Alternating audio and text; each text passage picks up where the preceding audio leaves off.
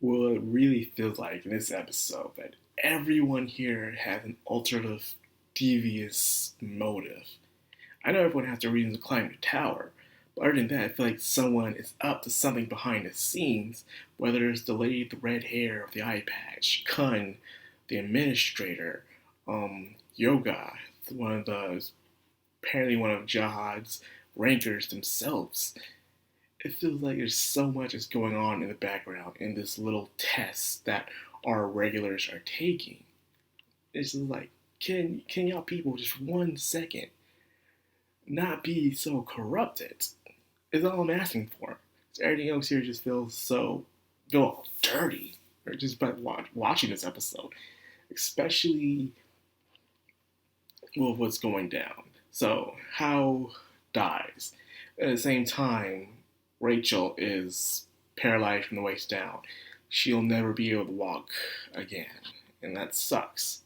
So people thought, since Bam found Rachel, his journey would be over with. But that's not the case. Rachel still wishes to see the stars.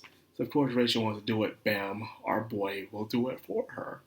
So isn't Bam is a good child? Of course he's a good child. He's gonna want to climb the tower. And of course you gotta love Rack. You gotta love how Rack is so positive, He really is the positive guy of the group. And then again, you have that well balance of friendship. You have Kun, who's the rational dude who thinks with his brain, but because of that, he thinks of every possible outcome. And most possible outcomes always end in a bad. It ends on a bad note, pretty much. Because of that, you are going to have some negative thoughts. You will think the worst case possible. Where Rack, someone who is very strong, not very smart, but he thinks more with his instincts and heart, he's going to be more positive about things. He's just going to embrace it no matter what. And he's going to live life head on. So you have these two sets of well-balanced friends that help Bam out in his journey. Then came the funeral for Hal. People were there. We did lose one person. One person decided to leave the group. Decided to find out if her life is full of regrets apparently, so there's nothing else she can do about that. But she decided to leave anyways and give a knife to, I guess a dagger to Shibisu. Shibisu's the only one that knows that she left.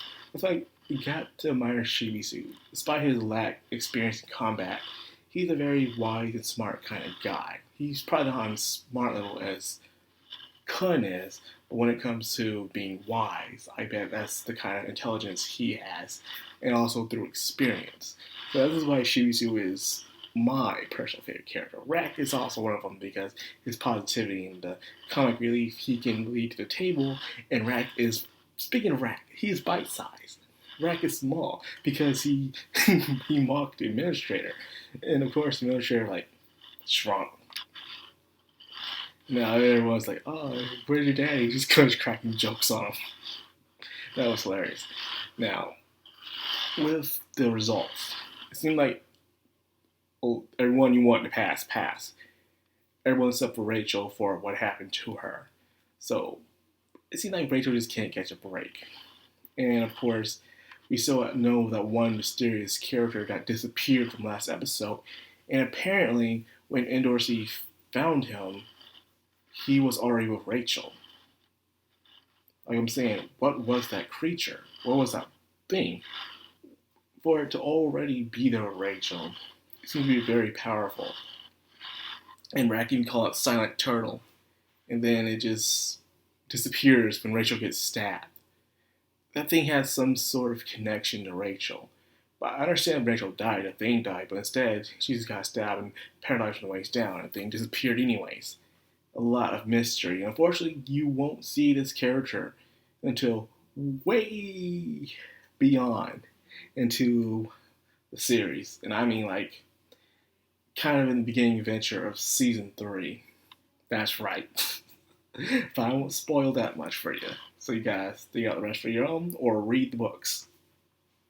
Now, when it comes to the exam, Rachel can't pass unless someone takes the quickest and shortest route.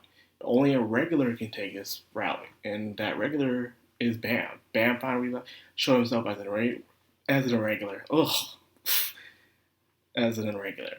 And now he has to prove himself by this test, by taking out that serpent. Now, of course, this is where people became divided, whether or not that they wish to help Bam or not. If you help him and he does pass, you get to go the quickest and shortest route to get to the top of the tower. However, you'll be deemed as accomplices to an irregular. So irregulars are not allowed in the tower because they broke the rules. They went to the tower themselves without permission. And because of that, of course, breaking the rules means probably death or something. So people were worrying or not if they should do it anyways. But Kun, as Kun does, put on an act, and he wanted to see who was willing to actually help out Bam in his test. And it seemed like all the main characters want to help out Bam. Why not? Bam brought everyone together. So they're helping out Bam so he can help out Rachel pass the test so they all climb the tower together.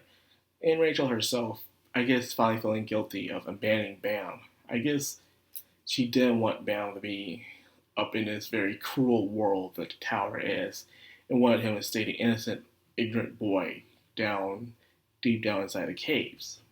But Bam is willing to take the risk. However, this will probably change Bam for the better. We'll have to see, because he will have to go through these trials. He'll see a lot more cruel things. He already sees someone die before his very eyes, being betrayed, liars, and all the other stuff. But as experience go by, he will better himself as a character. So you have to look forward to that. Now, the backside is going on. Like I said, the redhead girl with her eye patch, how she is pretty much probably up to something. Then you also have the administrators looking forward to something very exciting, even helping out one of Jawhead's rankers by capturing the two sacred weapons, the month weapons, Green April and Black March. And their also goal is also to kill Anak as well. I guess because Anak is not supposed to exist, because princes of Jawhead are not supposed to have children. And Anak is a child of a princess, so she has to be dealt with. So we'll see what happens later on with that, how this will play out. But we got 3 episodes, so that's more than enough time for a lot of crazy stuff to go down. So look forward to that. I am myself. I am eagerly waiting for the season finale. Oh man, it's gonna be something crazy. I can't wait for it. So I hope you guys look forward to it too. And if you like my video, like what I do, like, comment, and of course, hit the bell icon. This has been Madcrownxox on Anime, signing out.